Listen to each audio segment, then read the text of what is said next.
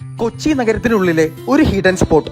നഗരത്തിനുള്ളിൽ ഇതുപോലെ ആർട്ടിഫിഷ്യലായി ചെയ്തിട്ടുള്ള ഒരു ഫോറസ്റ്റ് വേറെ എവിടെയും നിങ്ങൾക്ക് കാണാൻ സാധിക്കില്ല. ഇതാണ് ഫ്ലോറ ഗാർഡൻ. ചെറിയ സ്പേസിലൊക്കെ നടാൻ പറ്റിയ 6 മാസത്തിൽ കായ്ക്കുന്ന ചാമ്പയും മാമ്പഴവും ചക്കയും ഡ്രാഗൺ ഫ്രൂട്ടും അടക്കം ഒരുപാട് ഫലവൃക്ഷ തൈകൾ അവരിവിടെ വിൽക്കുന്നുണ്ട്.